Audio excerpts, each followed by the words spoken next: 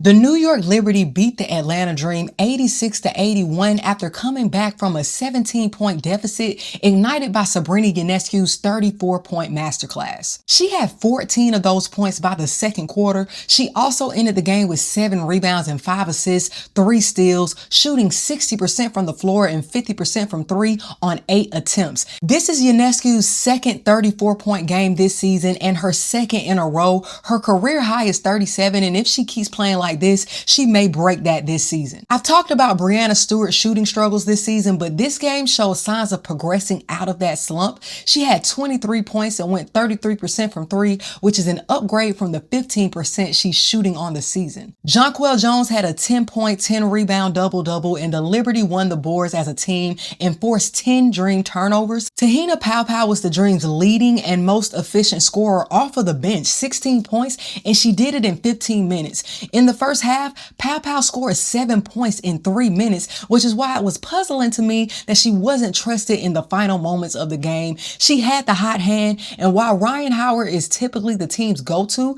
they have to have better discernment and know when Howard doesn't have it. She went 21% from the floor and didn't score a field goal in the first half. Her final drive to the basket was the right idea, but it felt like she went in looking for a foul rather than going for a bucket. Allisha Gray may have been a better option with Paopao on the bench. Around the 4-minute mark, Paopao led a fast break off of a steal from a Ionescu mishandle. She made a great decision not to force a layup that would lead to Brionna Jones going to the free throw line and putting the Dream up by 3. Immediately after, Paopao fouled Natasha Cloud on an and-one and was subbed out. I get it, that was a costly foul, but that doesn't negate how she's performed on the game. At the very least, sub offense for defense if you deem her a liability. I've appreciated all of Smejsko's efforts this season, but the decisions surrounding the guards have bothered me since Jordin Canada's return. I think starting Canada on her first game back was a mistake and it cost them the game. I think taking Paopao out in this game was significant enough to be a contributing factor to the loss. Atlanta also got away from what gave them the lead in the first place, and that was their ball movement.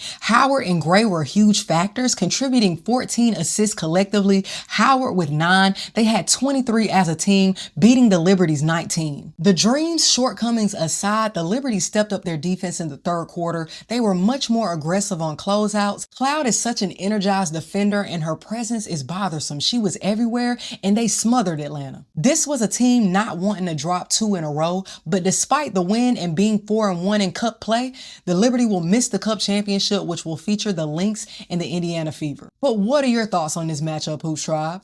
Let's talk hoops.